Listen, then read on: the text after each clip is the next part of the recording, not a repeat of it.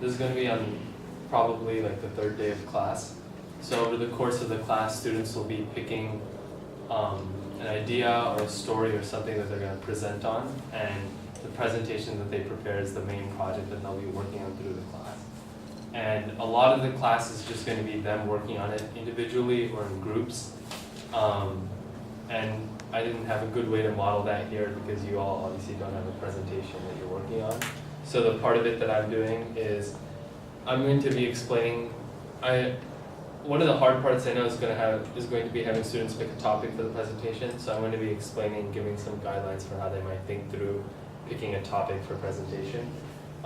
So I'm going to be talking at you most of the time, but there will be a little bit of time for questions. So I'm just hoping you can look at how effectively you think this might work in getting students to think about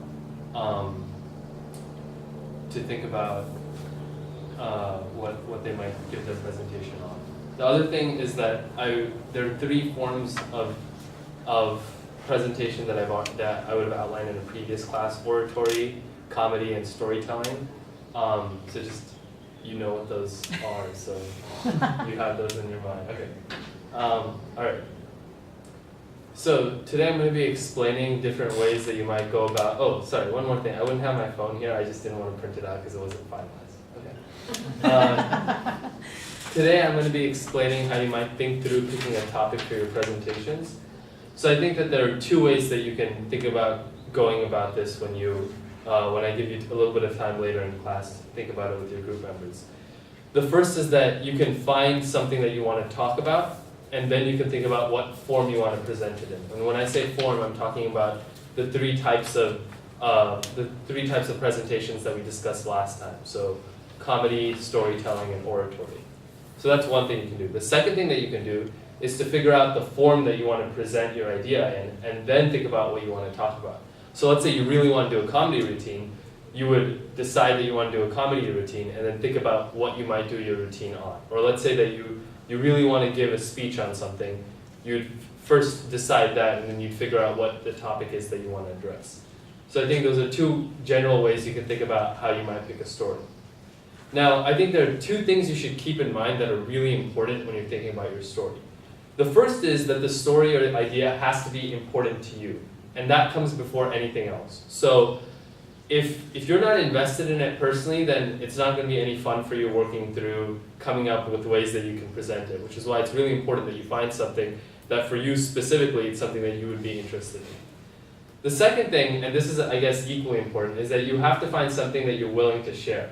So even if there's something in your life that's really important to you, a story that had a big impact on who you are today, if it's not something that you're willing to share, then you don't want to pick that as your topic, because even if you spend the entire time working on the story for the next few weeks, at the end of all of it, you just might not be comfortable presenting it, and that would kind of suck, so you want to avoid that. Does everyone follow me so far? Do those two things make sense? All right. Now, I just want to go over each form of speaking and just some benefits, strengths, things you should keep in mind if you're thinking about picking any of those forms of speaking. So oratory generally deals with social problems. So usually it's not just going to be about your life, something that you want to change about your life. So if you feel like you need, I don't know, if you need new clothes or new basketball or something, that's not what you would give an oratory on. Generally, you want to think about things larger than yourselves, but they can also be things that impact your lives. So for example, if you think that something should be changed in your school, that can be something that you give a speech on. If you think that PE should be longer, if you think that your math teacher needs to do something differently in the classroom, all of those can be things that you give an oratory on. So that's one thing that you want to keep in mind. With comedy, now comedy might be in some ways the most difficult of the three because you can't just present the ideas, you need to have a certain kind of impact on your audience, and that if you don't make them laugh, it's usually not going to be very successful comedy. But it also has the most flexibility in terms of dealing with issues. So for example, you can be completely silly with a comedy, you can also deal with really serious issues, and you can do a mix of both. So that's something to keep in mind. There's a lot of flexibility and creativity there. And then with storytelling, the topic that you talk about in a way is easy because you're talking about your own life. So you just have to draw from your own experiences.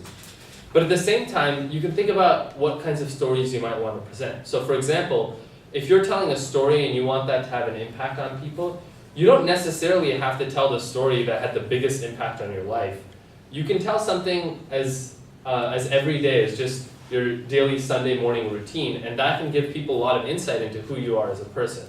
So if you want to tell a story, I would encourage that you don't just think about something that you think is really important to who you are, but just think about the little everyday things that make up what your life looks like, and that could be something that's really interesting to share for everyone.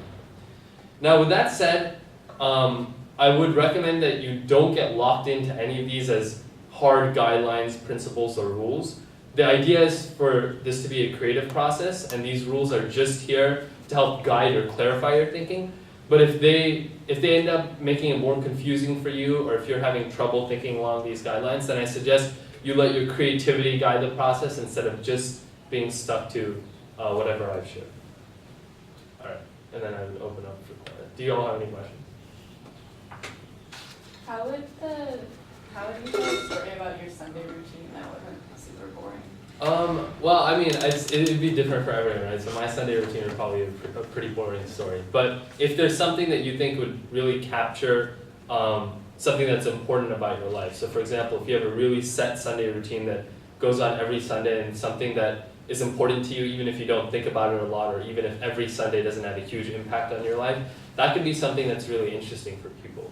If there's something really unique about something that might for you just be commonplace because it happens for you every week or every day, it might be really different from someone else's experience. So that's something you can talk about with your group members and something you can talk about with me. Yeah.